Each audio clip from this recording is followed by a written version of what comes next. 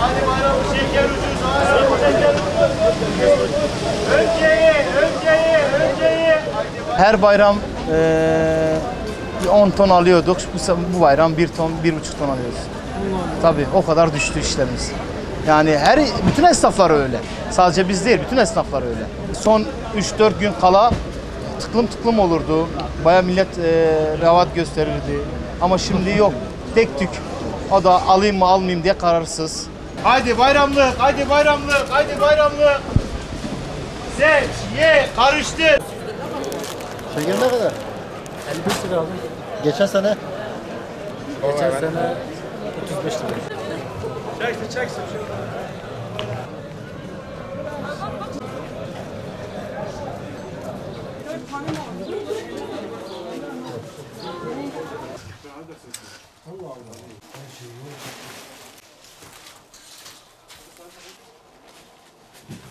Mal almışız. Bayrama hazırlıklıyız çok şükür. İnşallah iyi olacak ama sanki biraz umudumuz kırıktır. Çeşidimizi yapmışız, hazırlığımızı yapıyoruz, müşterimizi bekliyoruz. Fiyatlar çok yüksek. Bak geçen sene bizim 50 lira sattığımız küçük pantolonu, ben size bir versene pantolon. Şu kadarlık pantolonun alışı bugün olmuş 70 lira. Geçen sene ben onu 50 lira satıyordum, 45 lira satıyordum. Bugün kaça vereceğim? 90 lira. Burada arkadaşlar şahit oldu.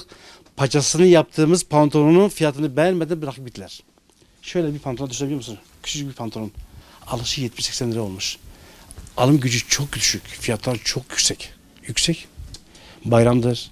İnsanlar çıplak gezemeyecek.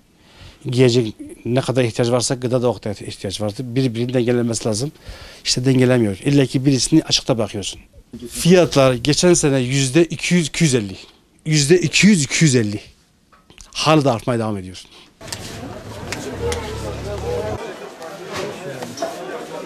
dededen babadan burada esnafız. Ben de yaklaşık 30 yıldır burada esnafım. Geçen sene göre fiyatlar bayağı yüksek. Ciddi bir fiyat artışı var. Müşterilerimiz de aynı şekilde onları farklı şekilde karşılıyorlar. Ama ihtiyaç mecbur almak zorunda kalıyorlar yani. İş var yani bir hareketlilik var. Yani bayramdır, her zaman bir bereketi, her zaman bir ihtiyaç oluyor.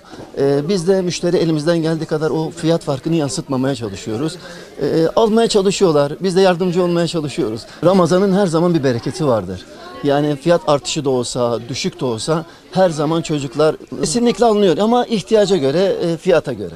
Bu sene biraz daha hareketlilik var.